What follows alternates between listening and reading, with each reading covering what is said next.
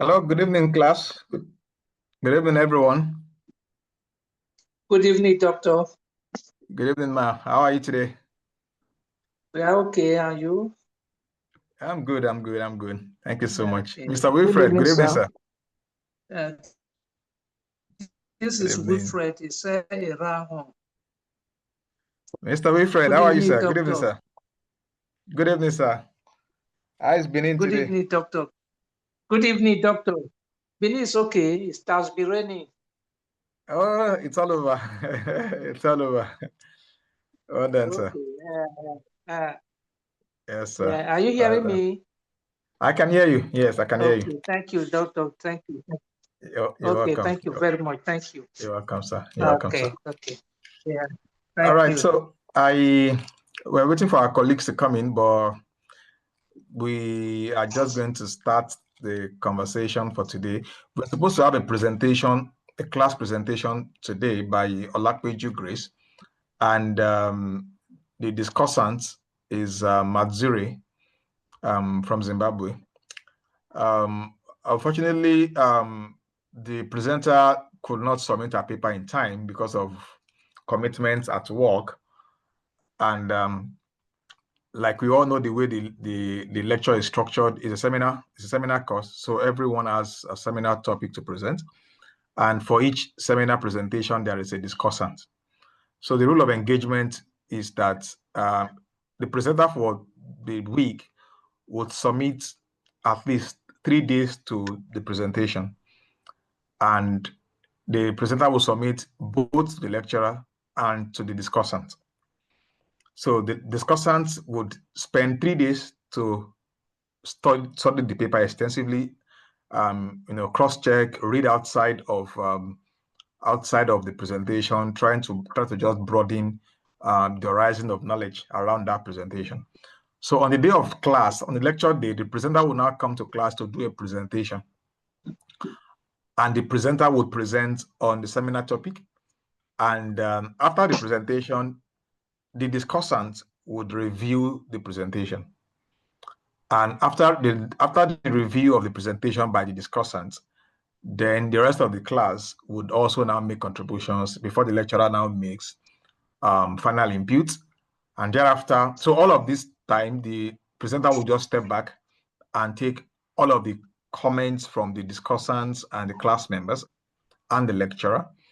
And thereafter, the presenter will now respond to all of the inquiries, all of the queries, all of the insights that have been introduced or that have been asked by the discussants, the lecturers, and the participants, fellow students. So the whole essence of this exercise, of this seminar course, is to actually enable us to be able to stimulate critical thinking. Because as academia, we are going to often, every now and then, challenge the status quo, move the frontier of knowledge a notch higher than we met it. We are going to always challenge nuances. We are going to challenge status quo, and we must be able to think critically. So anytime you attend an academic seminar or an academic conference, and there is a presentation, as an academia sitting in the room, you're not expected to accept everything hook, line, and sinker and clap your hand, because there is no perfect presentation. you can never see a perfect presentation. You can never see a perfect paper. One of our students did his pre-viva during the week. He's a top guy. He's a regional director in one of the top NGOs, regional director for the whole of West Africa, one of the major NGOs. And they so rubbish the work. He now called me after. I said, doctor, I have never been this rubbish in my entire life. I laughed. I said, that is academic presentation for you. So even if that paper had been written by a professor, all of us will still find a hole, because that is our training. Our training is critical thinking, because there's always hindsight, right? So if you are a researcher and you are writing the paper, all of the materials, all of the information you are putting together to articulate your thoughts and to write a paper are basically the ones that you have gathered. There are going to be some that you will not be able to gather. So that is why they say with benefit of hindsight, like assuming I can see my rear, assuming I can see what is behind me, I would have corrected this, I would have corrected this, I would have corrected this.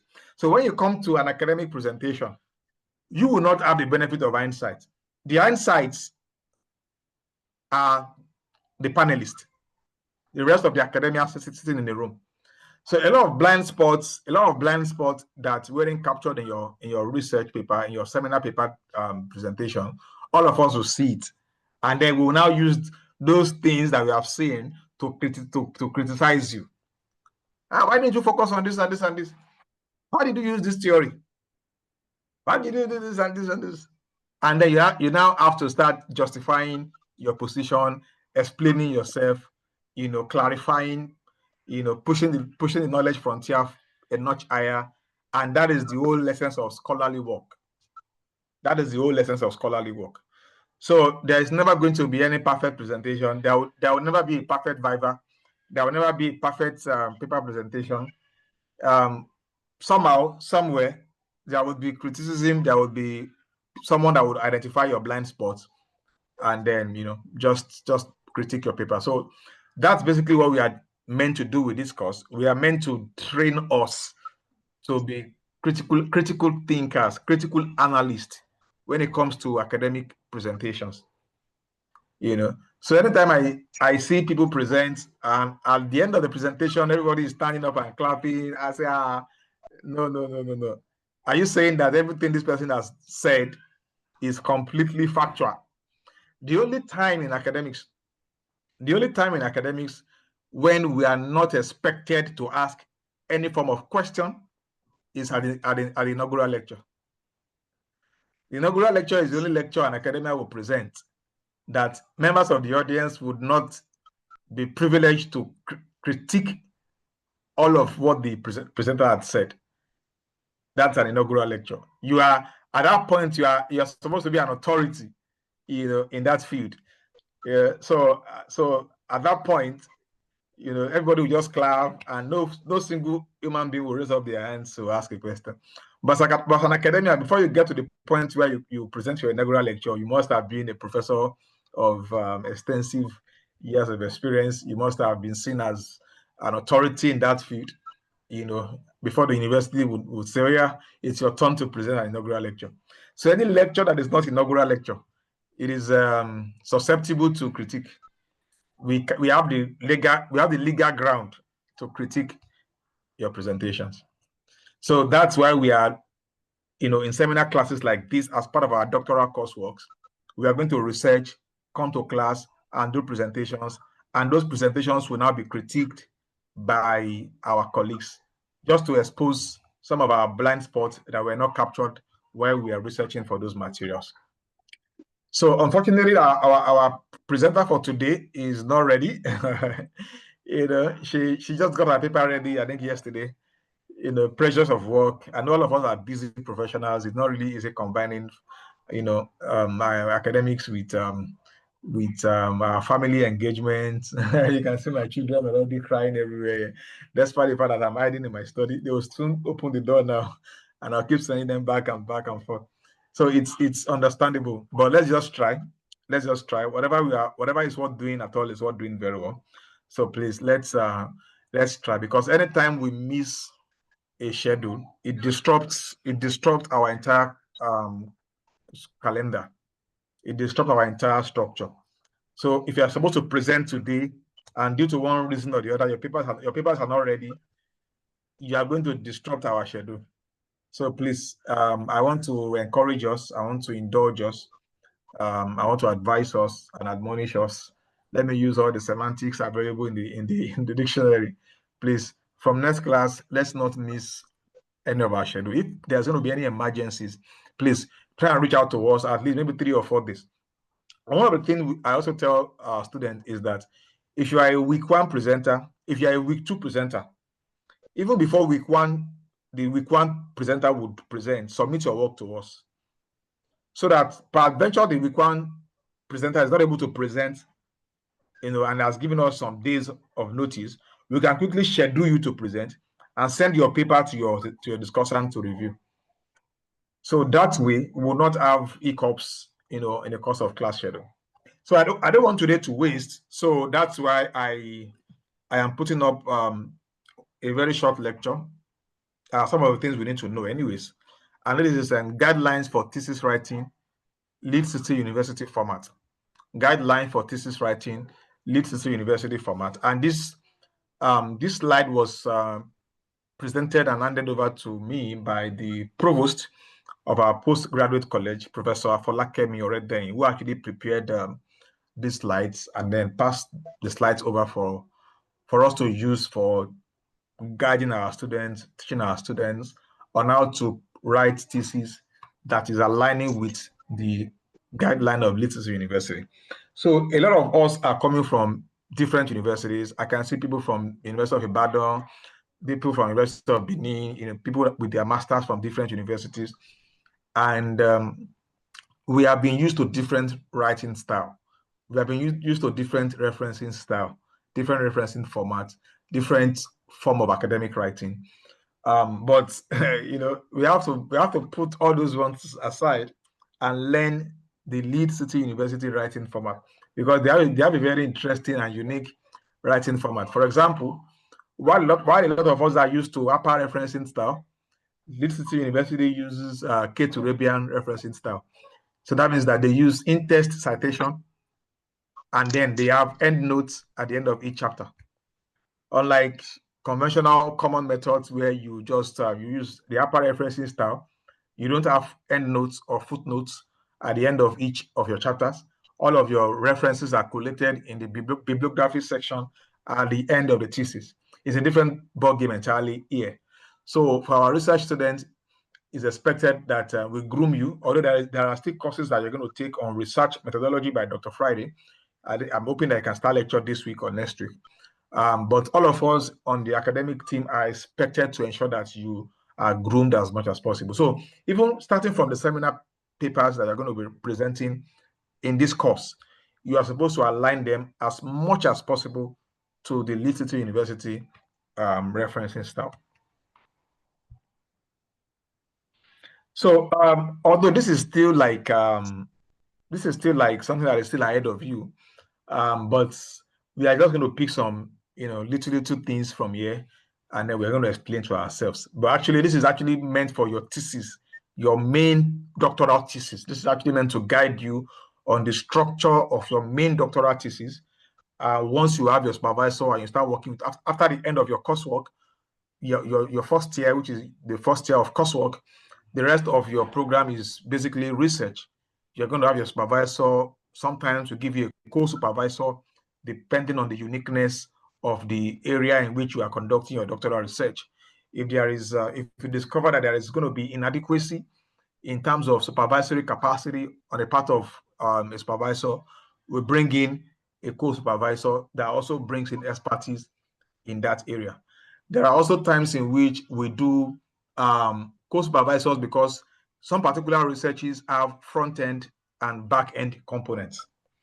So, for example, if somebody is developing a blockchain framework for driving traceability and supply chain transparency, say perhaps in the coffee value chain, your supervisor can be a professor of management who is going to handle a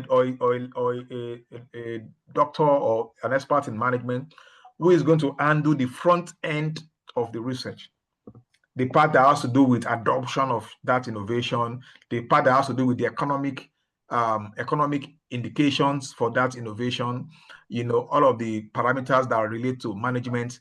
The first supervisor would co-supervise that. Then you can then have a co-supervisor who is going to be like an IT person, a tech person that will supervise the framework in itself, because the framework has technology components. So you can see that for that type of research, one supervisor is not likely to be adequate to cover the entire supervisory scope of that project. So in instances like that, we have a student, or we had a student that was doing that did a research on comparative analytics of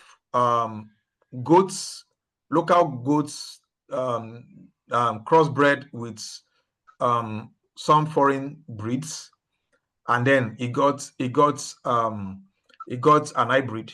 Then he compared the milking capacity with the local one. No, he did about crossbreeds on about 4 different goats. Some of us might know him. He's Dr. John Godson. He is a goats, he's a livestock farmer generally, but specializing in goat production. He used to be a senator in Poland.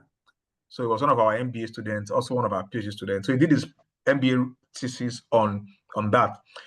It was a very stressful project for all of us because even myself as a program coordinator, I had to hey, doctor, are you sure like you are going to do this within the timeline that we have for graduation? Because our program is about a year and a half, so students were expected to devote 6 months to their thesis. I said, are you sure you're going to be able to do all these things in 6 months? And we had to bring in another lecturer that is an animal breeder to support the supervision, because the other supervisor was a management supervisor that was just going to analyze the profitability comparison on that project. But that management specialist would not be able to speak to the breeding part, because there were some cross-breeding activities that needed to happen before we can get to the part where we are doing comparative profitability analysis. So while the management specialist will be able to analyze the comparative profitability analysis, it is the animal breeder that would actually critique the parts where the cross-breedings were happening. So that is just a little insight for us to know that sometimes we give you 2 supervisors depending on how peculiar the area of research is focused on. Personally, I am particularly interested in researches that can lead to improvement in our outcomes as agribusiness professionals. I don't like just research for the sake of the degree. You understand? I like that we can be using the instrumentality of our research works on doctoral programs like this to make contributions that can advance the agribusiness industries in Nigeria, in West Africa, in Africa. Because the gist is that agribusiness is actually an emerging field. So unlike agricultural economics, where we have extensive body of knowledge, agribusiness is gradually emerging. So we need genuine, action-oriented, forward-thinking research works that can be used to advance our economies, our production activities, our value chain activities. So I look forward to researches that are pragmatic in nature, not necessarily theoretical. I'm doing some academic works at the University of Johannesburg in South Africa, and it's on digital transformation. And most of the students, the university does not expect them to just do any type of research. So all those academic research are just very big in theory.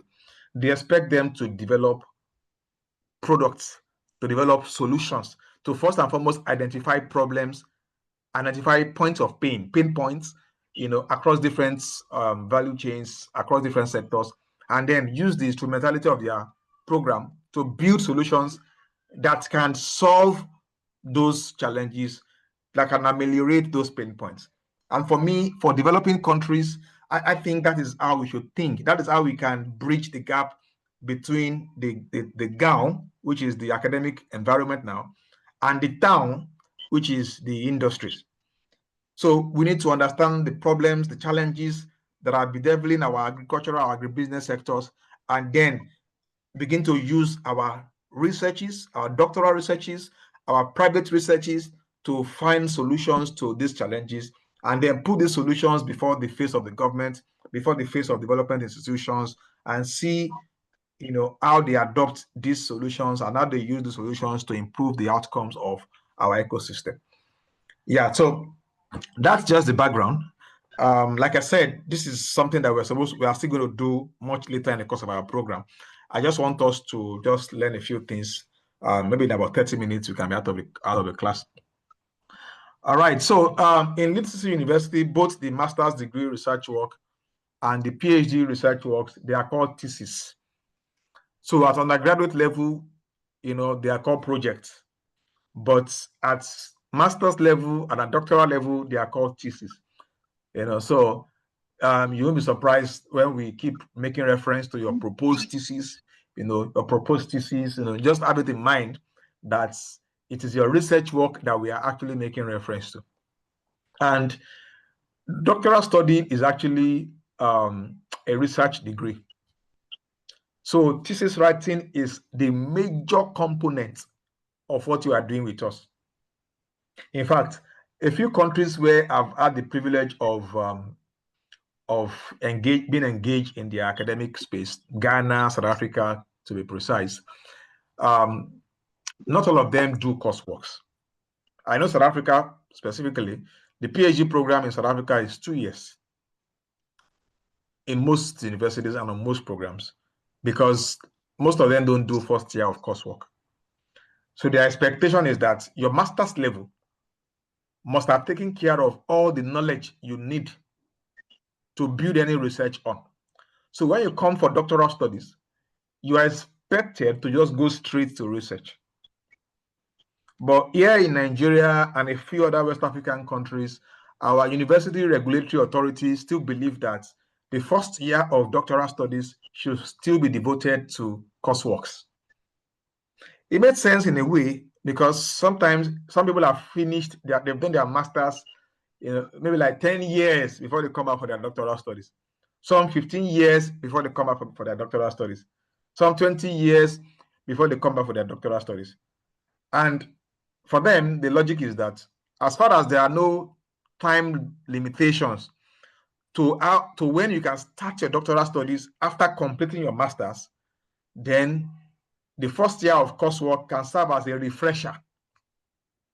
So if you have a master's in agribusiness, for example, or a master's in agriculture, and you are done, you've been through with it, say 10 years ago, chances are there that you will not really remember much again by the time you come back for your doctoral studies 10 years after. So the first year of coursework is now meant to serve as a refresher. So you take some coursework or some courses that just refresh you and all that. In fact, these days, people don't even need to wait 10 years before they forget everything they've done in their undergraduate.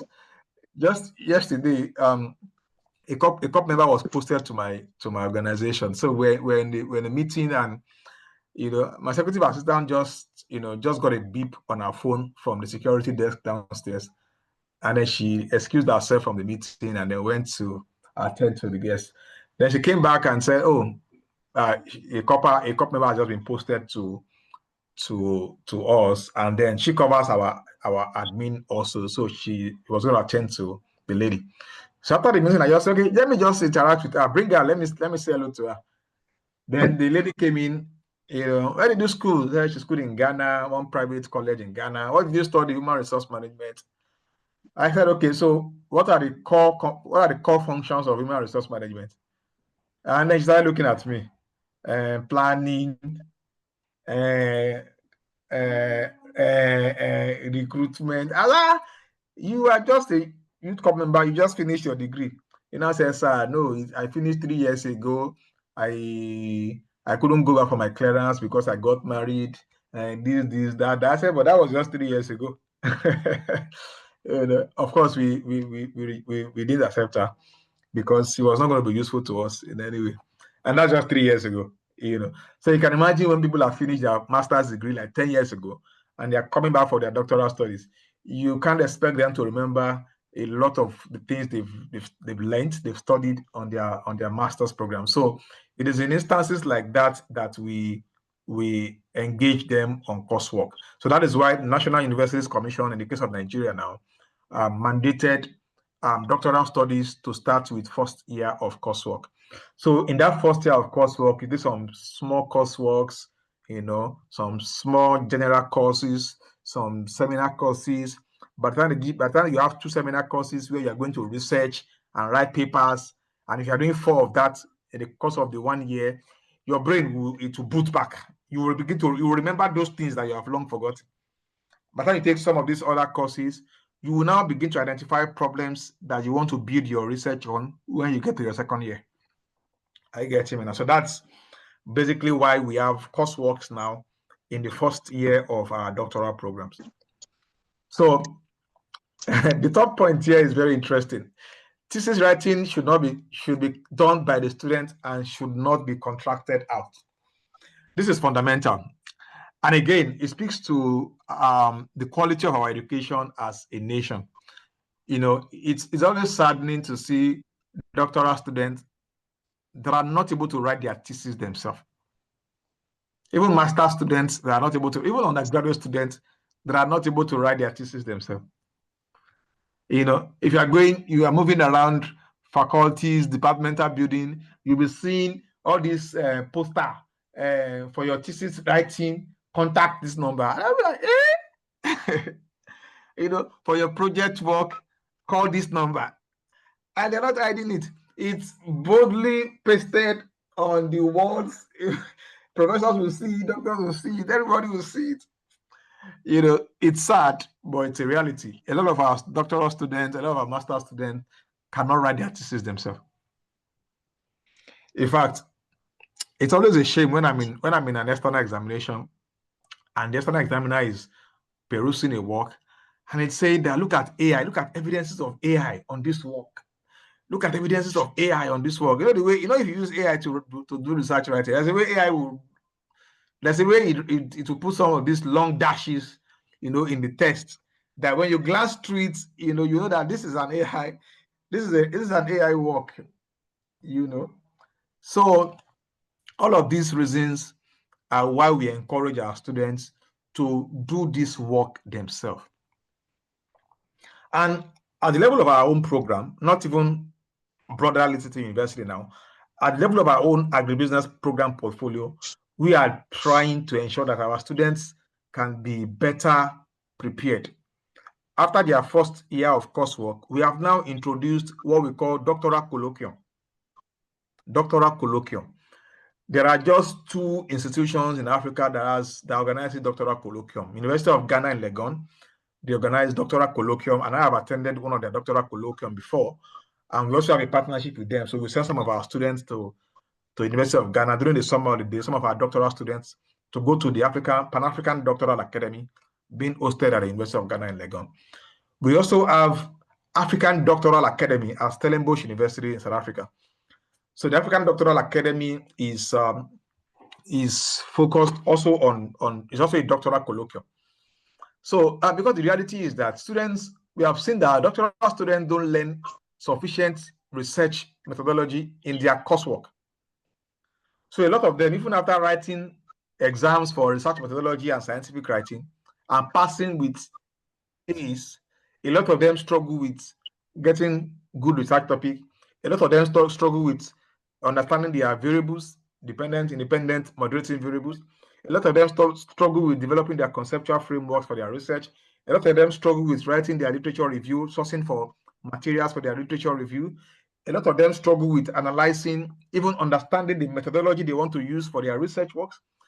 A lot of them struggle with data analysis. I can tell you with every sense of modesty that more than 70% of doctoral students outsource the analysis of their data to data analysts.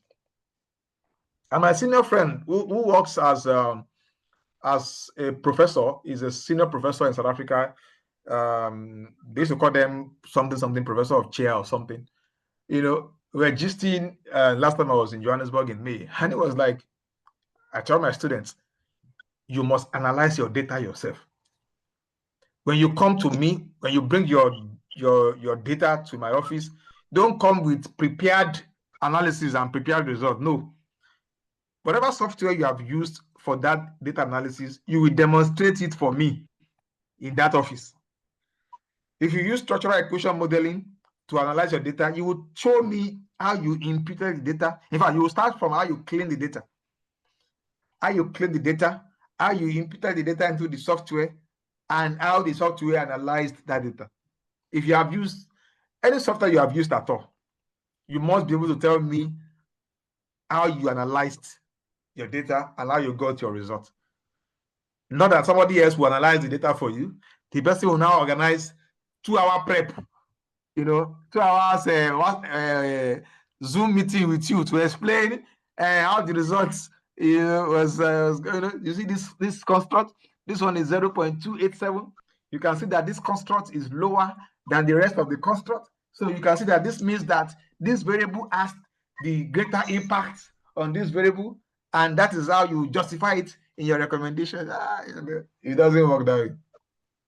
You must be able to understand your analysis. So one of the things we are doing is that in our doctoral colloquium that we are organizing, we're going to have a doctoral colloquium in November or December, and all of you also you will also attend the doctoral colloquium.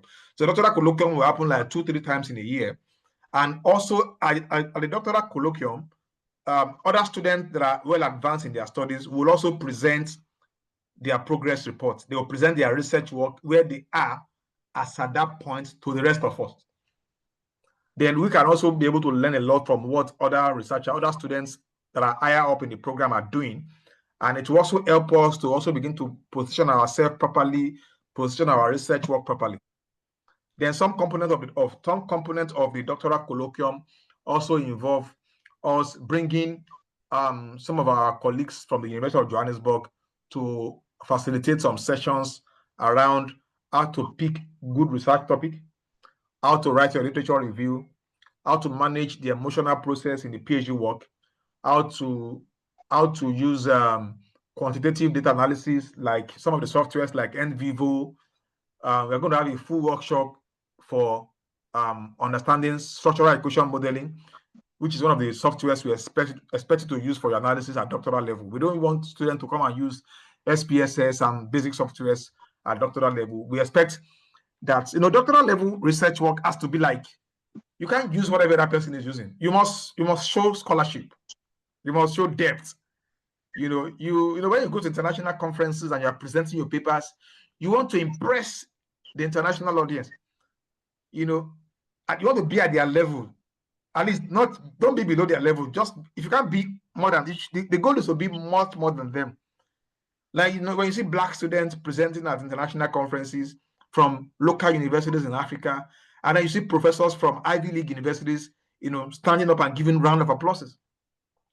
You know that a great deal of work has gone down into that research work. One of my senior friend is one of the top 3 scientists globally in the field of information science. And when he was sharing his experience with me recently, it was like he's always very excited when he sees African students, because he also went to Europe as an African student, and he was able to get into the clique of top global scientists, top global researchers in that field on the strength of his scholarship. So he was just encouraging me that, you're so good. The agribusiness industry globally, research-wise, is still new, still emerging. And just a few universities like Purdue University in the US, maybe Wageningen in the Netherlands, just a few universities globally have top-rated researchers and scientists in the field of agribusiness. Like, you can be among the top 3% if you continue to push what you are pushing. I'm always impressed when I see young academias, young researchers from Africa that are exceptional in their practice, and they are rubbing shoulders with other peers from other parts of the world. So that's how we should challenge ourselves. That's how we should push ourselves. We should always push beyond the limit. We should always challenge the status quo. We should always push the frontiers. So it starts with us doing innovative research works that have global meanings, that have global impact. What is the direction of the global agribusiness industry? We must go to meetings, we must go to conferences where global conversations around agribusiness practices are happening. It is from there we get insights on what to work on, insight on what to research on. Because for every industry, there are ongoing global conversations. So if you want to understand what the conversations are in the environmental industry, for example, you go to the COP event, COP 30 now. I don't know where it's happening. Maybe I think it's in Brazil. You go to maybe COP, I think COP 30 or COP 31 now. When you are in various rooms, across the conference program, conference platform, you begin to hear things that you have never even heard before. I'm like, this one too is in this our industry is happening. That is the direction of global conversations. And for you to be on top of your game as a global scientist, your work must continuously align with the direction of global conversations. So when we spend money traveling, sponsoring ourselves to global conferences, it's because we want to be in tune with the direction of research, the direction of thinking, the direction of conversations happening within the agribusiness industry globally, so that we can also begin to deepen our own research works along those frontiers and begin to compete. So by the time you put in one paper in a top journal, in a Q1 or Q2 top journals, you put in two papers in that same field, before you know it, one of the top researchers will just send you an email on ResearchGate and say, "Oh, I like what you're doing. I've read two of your papers. Can we work together to I'm looking at this challenge. I'm working on this paper. Can we collaborate as co-authors to work on this paper?" That's the breakthrough you need. Before you know it, your name is appearing side by side with a professor of agribusiness at Purdue University. Your name is appearing on the same paper as co-author with a professor from Wageningen. Before you know it, your ratings start improving. Global platforms start noticing you, start noticing your output.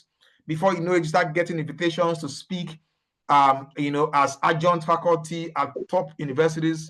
You start getting to, from maybe like the top 50% of researchers, you start getting to like top 20%, and gradually top 10%, then top 5%. All of this are within the realm of possibility for us, if we are not going to be mediocre, if we are not going to adopt mediocre mindset or mediocre mentality in the course of our doctoral program. Because a lot of people just want to earn the title doctor. That's like the maximum limit for them. It's not really of interest to them about research, about the quality of research, or about making any decent original contribution to the body of knowledge. There's no passion to change the dynamics of our agribusiness ecosystem using the instrumentality of our research work. For us to be outstanding global researchers, let's even leave global, for us to even be outstanding continental researchers at the level of Africa alone, it's important for us to be intentional about all of these things. Getting the doctor is the easiest part of the game. I tell my students, getting the doctor is the easiest part. In fact, we can write a thesis, we can write a doctoral thesis in the next 3 months, and it will pass external examination, and the person will become a doctor. Beautiful. But then, what have we contributed? What joy is there that my research work was not able to solve any problem?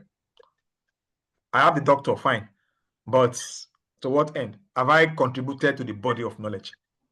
Because part of the reason why doctoral research works are original. As doctoral students, your research work must not have been done by anybody all over the world. So before you even start thinking of your research title, you must do an extensive review of literature. An extensive review of literature. Don't forget the fact that when you are doing your literature review, what you are doing with the literature review is to review what other researchers in that field have done prior to now. So when you have reviewed all what other researchers have done around that area where you want to work, you have reviewed all what they have done. You have reviewed so many scientific database of several journals. And then you have come to you will now justify to us. Even though Adekunle et al. 2023 had worked on this component, they did not consider this component. Even though John et al. In the US in 2016 had done this part of the work, they refused, they did not consider this part of the work. You now justify why your own is original. Some years back, when I was at Obafemi Awolowo University, I saw a copy of an inaugural lecture in the office of my boss then, Professor Elijaba. I was a research assistant then. That inaugural lecture was the first inaugural lecture to be presented in the field of pharmacognosy anywhere in Nigeria. In Nigeria, it was the first inaugural lecture. So pharmacognosy is the study of medicinal plants. So that was my first specialty before I now moved to agribusiness. So my first line of research was medicinal plant research and all that. So I was working as a research assistant to Professor Rijaba then. So I stumbled on that book. It was delivered in either 1984 or 1985.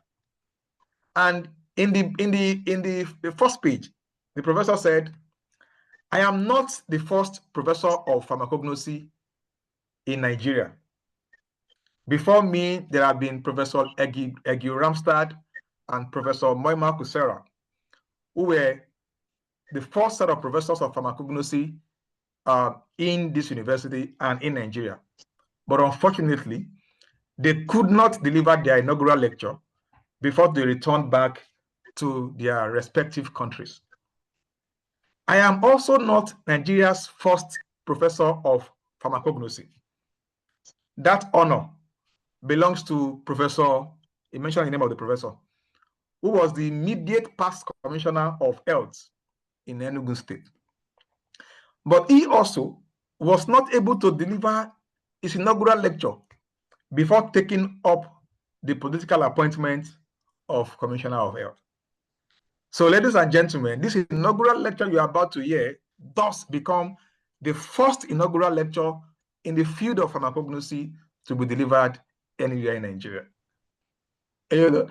That passage was so impressive on me that I could remember every word of it almost 20 years after.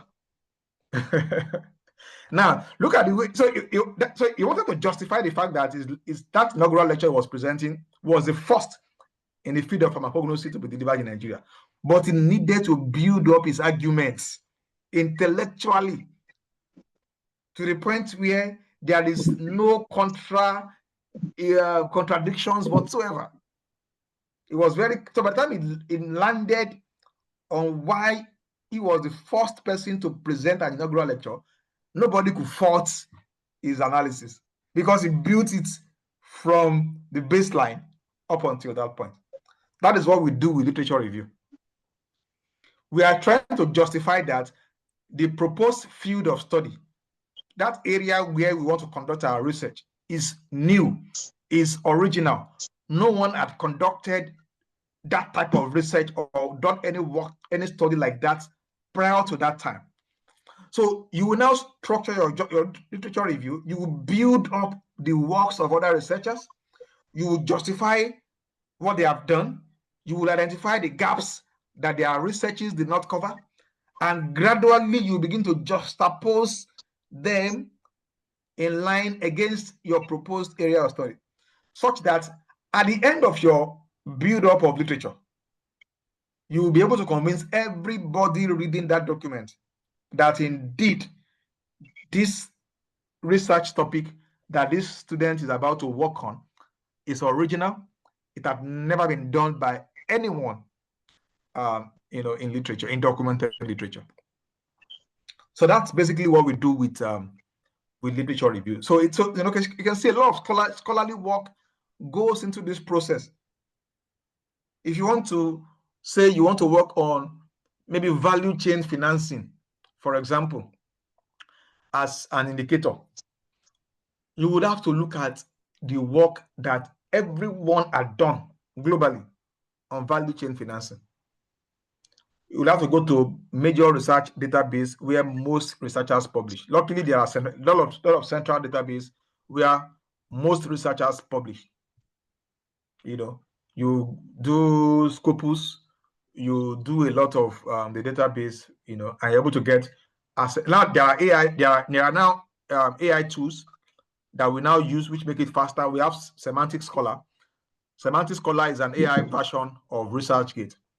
So once you punch in your first two words, your variables, your independent variables, it will bring for you every work.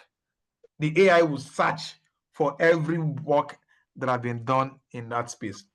You know, then you begin to sieve and sieve and sieve and sieve and sieve to the point where you get all the literatures that you need for your work. So I'm still on that third point, that thesis writing should not be carried out by a contractor. You can't outsource your thesis writing. Because a lot of people are doing it, does not mean that we should do it. Even our lecture, some of your supervisors will encourage you to contract it out. Some of them will even be the contractors, that they will know the contractors. You know, that is not standard practice. It doesn't encourage scholarly work. And this thing is not a Nigerian problem alone. It's done all over the world. Even while I was at the University of Ghana, on some trainings at the Pan-African Doctoral Academy, I still saw a lot of posters. For your analysis, call 073. For your research, call 073. Yes, man. It's not easy to be an African. There's so much mediocrity around us. You know, if you are busy, don't pursue a doctoral work, a doctoral program. That's why the program is 3 years. Some people wonder, what am I doing for 3 years? After the first year of coursework, what am I going to do with the remaining 3 years? Like, what am I going to be doing? What you're going to be doing is you are going to devote a large component of that time to learning how to do everything that you will need on that program. You will use those time to go on doctoral colloquium and learn about research writing, and learn about methodologies, and learn about literature review, and learn about analysis of data, and learn about everything that you need to learn about. You will use those time to learn about them. You will use those times to go to the field and gather your data. You will be on the field. In fact, you will bring pictures. I tell my students, I will see pictures of you during data collection. You collected data from Kano, Kaduna, all those places. I want to see pictures of you collecting those data, because I want you to interact with your respondents. So when you are presenting, there's a passion you see. There's a passion you see in the presentation of someone that has gone to the field. One of our students is an allergy, an elderly man, about 60. When he was presenting his pre-viva recently, I was like, wow. Allergy told me, doctor, I typed my thesis myself from the beginning till the end. I wrote every line in my thesis myself. I was like, seriously? That's scholarship. That's what we expect. So there is no part where any examiner will throw a question at you on your thesis that you wrote yourself that you will not be able to give a decent answer. But then there was some students, some of our students anyways, that they had contracted the work out because they are busy. Fine, no problem. They don't even own the work. And then the examiner will throw a question. Go to page 123 of your thesis. Explain why you used Cochrane formula to determine your sample size. The person does not even know that thing is in page 123. because a contractor did the work for him and just handed it over to him. And then start looking like a dundee in an examination room. And then as an elderly person, as a mature professional, you not be feeling ashamed of yourself. You know, so whatever is worth doing at all is worth doing very, very well.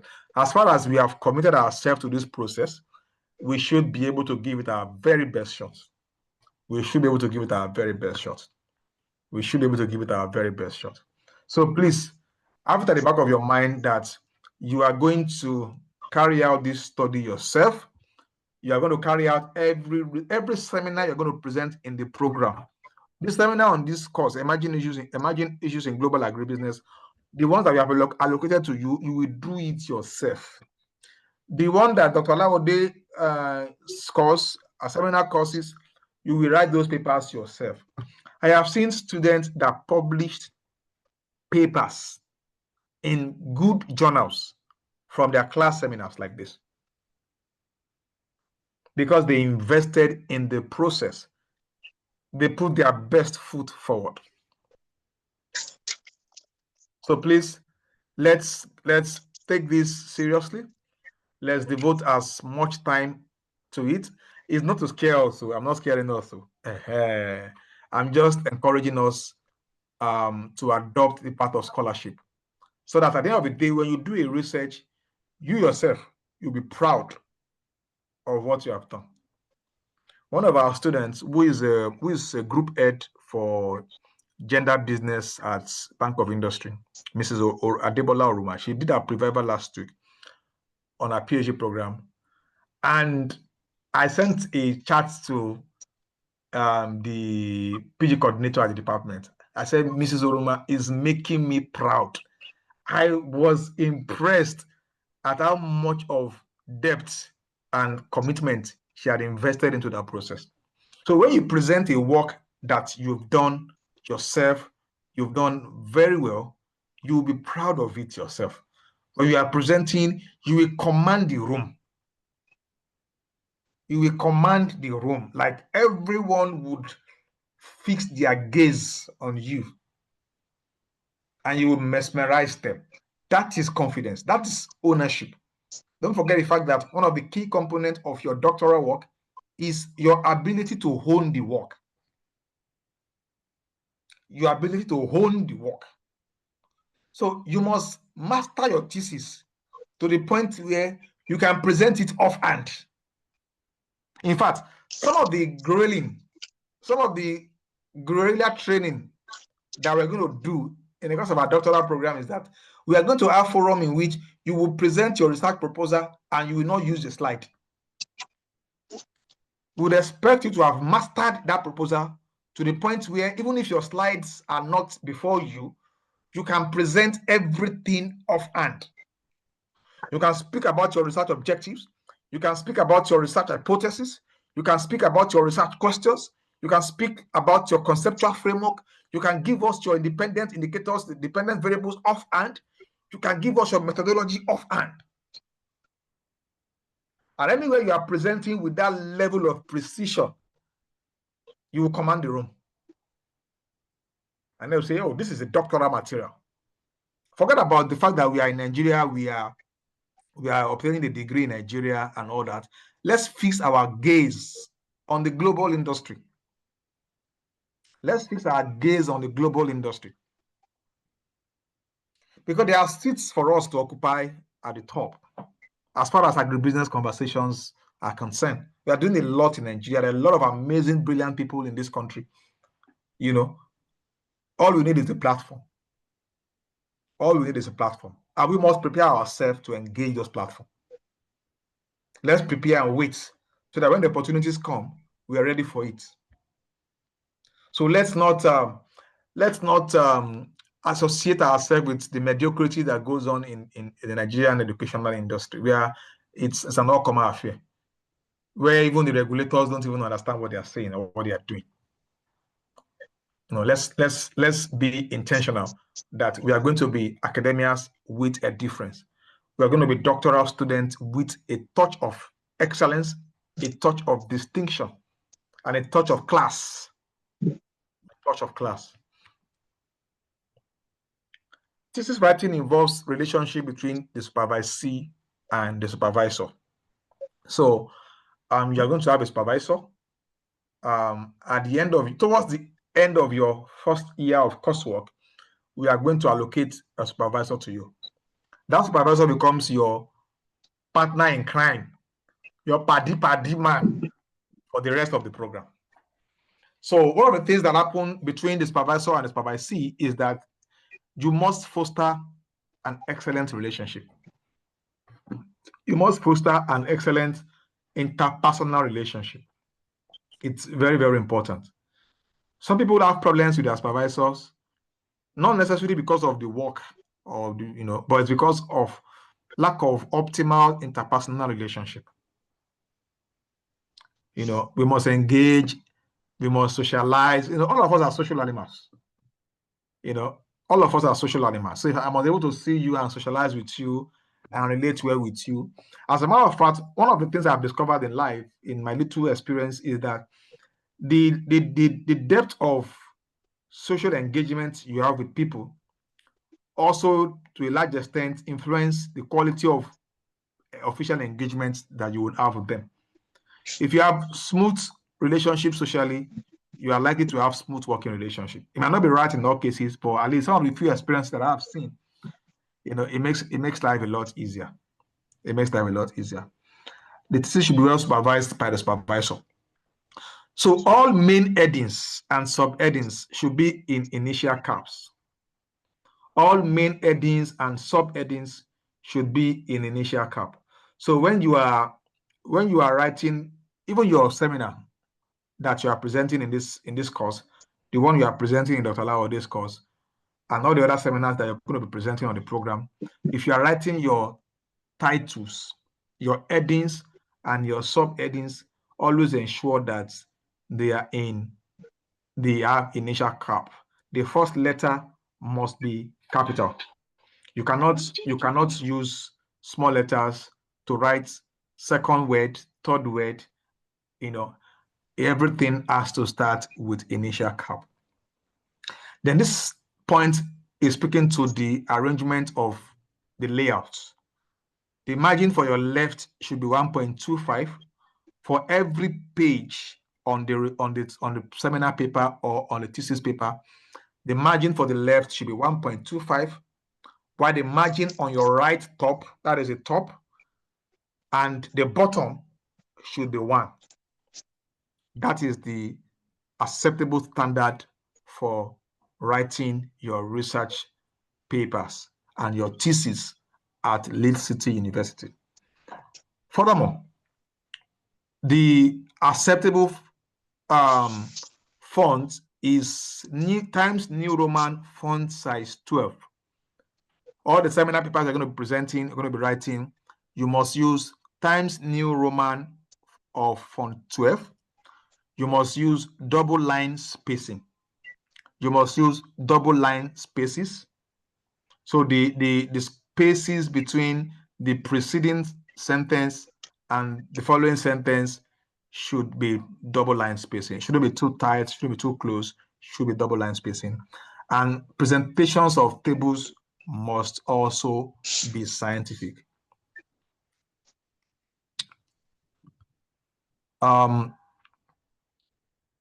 The title of the table should be on the top of the table. So if you are making reference to any table, if you are using any table in the course of your seminar papers or seminar paper writing, ensure that the title of that paper is at the top of that table, of the table. The title of that table you are inserting into that work must be at the top of that table.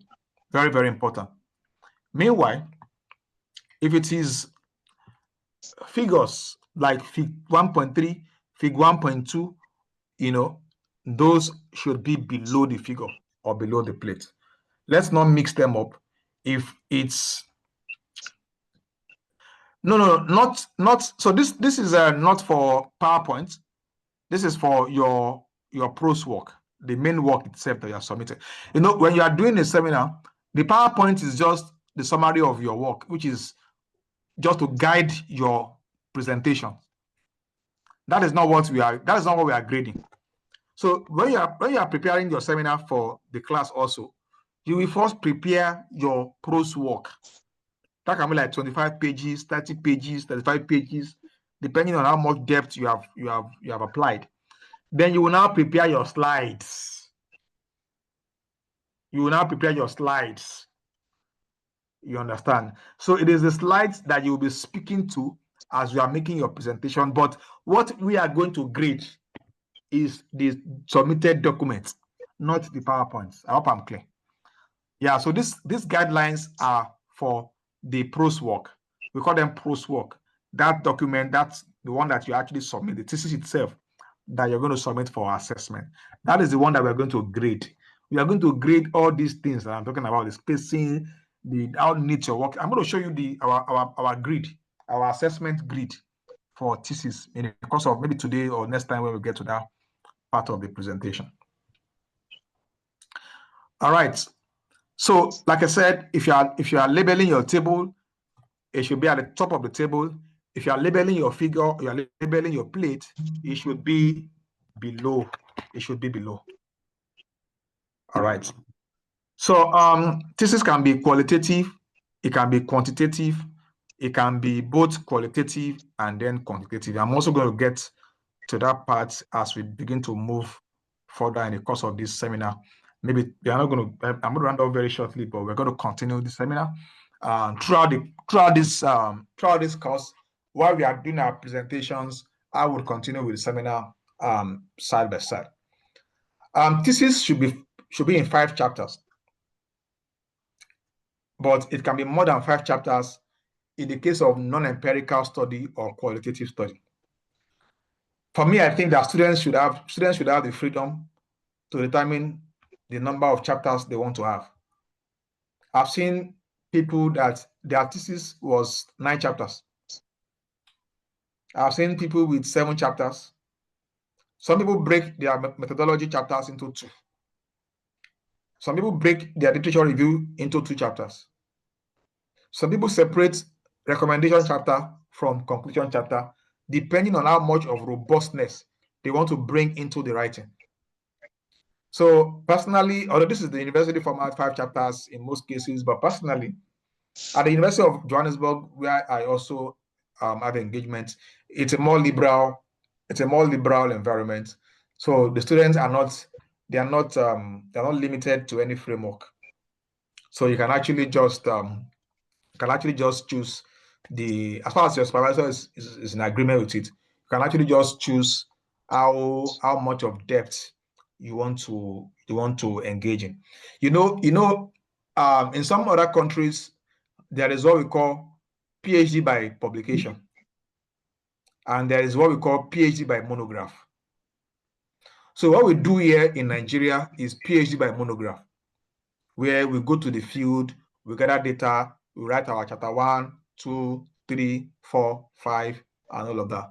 But in countries like South Africa, in UK, they have what they call PhD by publication.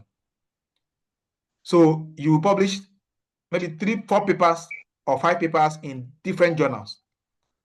And those papers that you have published, you will now collate them together to form your thesis. And you will now structure them such that each paper represents 1 chapter. So if you have 5 papers or 6 papers and you are doing PhD by publication, then each of those papers will form a chapter. Then you will now have a general introduction chapter and a general conclusion chapter. That already gives you 8 chapters already. Are you getting me now? So globally, the restriction is shifting to more liberal methods for chapter structuring. But to a large extent here in Nigeria, or let me say in LCU, where I work, in most cases, it is 5 chapters. It's just in exceptional instances that you can do multiple chapters, but in most cases, it's 5 chapters. Your chapter 1, which is your introduction, your chapter 2, which is your methodology, your the literature review, sorry, your chapter 3, which is your methodology, your chapter 4, which is your analysis, your chapter 5, which is your discussion and recommendation. All right, so I'll stop here today. I will continue from the next class. I'm expecting our first presenter to Ms. Olakpeju Grace to please submit a presentation latest by Wednesday this week. And then, although the discussant is currently indisposed, that is Amiwe, but if he's able to discuss it, I will let you know. If he's not able to discuss it, I would appoint a discussant in the class to review the paper and then serve as a discussant on Monday. Okay, so would wait to receive your papers. Then the person that is presenting for week 2, please get your papers also ready and submitted latest by maybe Friday this week. So one of the things we do is that if a presenter is not ready on the day of the presentation, we call the next presenter. So we want to ensure that at least 2 consecutive presenters are ready per time. So perhaps due to maybe any unforeseen circumstances, the person to present was not able to present. We call in the next presenter. So even if you are week 4 presenter, if your work is ready, submit it. Don't wait till it's your turn to submit. I think Dr. Lau of this class, she tells everyone to submit at the same time, so that nobody has an unfair advantage over another person. For example, now the first presenter does not have as much time as the 6th presenter, because the 6th presenter would have 6 more weeks to prepare the presentation. Apart from that, the 6th presenter would have listened to 5 previous presentations and would have been able to use some of the insights to adjust his or her work and all that. So she does not want to give that advantage. So she says everybody must submit at the same time. But I've not yet adopted that strategy. I'm still doing week by week submission. Maybe sometimes in the future I'll also change to that model. But at least if your papers are ready, submit them so that we can send them to your discussant. They can review ahead of time. So do we have questions, comments, contributions? I can take them.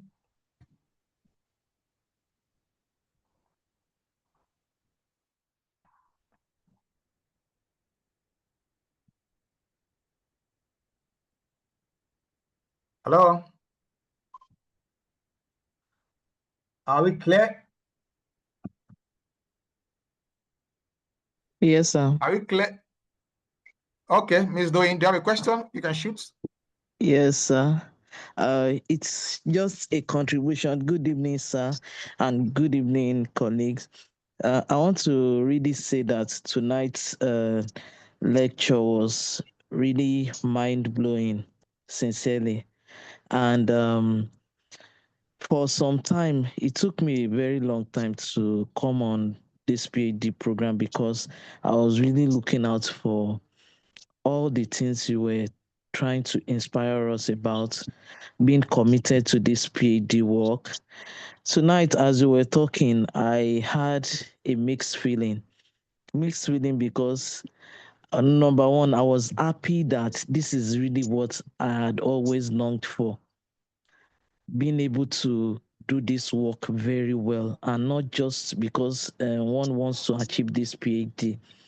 And on the other hand, I was skeptical. I was just like, I wish I have all the time in the world to really do this thing as you have encouraged us to do. But I'm committed to it, and I've made up my mind that with God's help, I want to really do this. And I want to plead with you that as you have challenged us tonight, please keep doing that, not minding that you are our lecturer, sir. Thank you so much for tonight's lecture. Thank you, ma'am. Thank you so much. Yeah. We'll continue to encourage ourselves. Yeah, we'll encourage ourselves. Yes. Thank you. Thank you. Any other question, comments?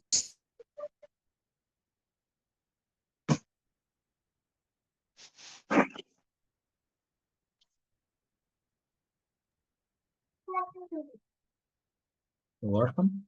Yeah, back to you. All right. So if you don't have any question, comments, I want to thank everyone that has made out time to be in class today. We'll see you again, God willing, by next week, Tuesday. Hopefully by then we'll be able to start our presentation proper. All right. Thank you very much. Enjoy the rest of your week and have a wonderful evening. Thank you and God bless. Thank you. Thank you, Doctor. Thank you. Thank you, sir. Thank you. Thank you.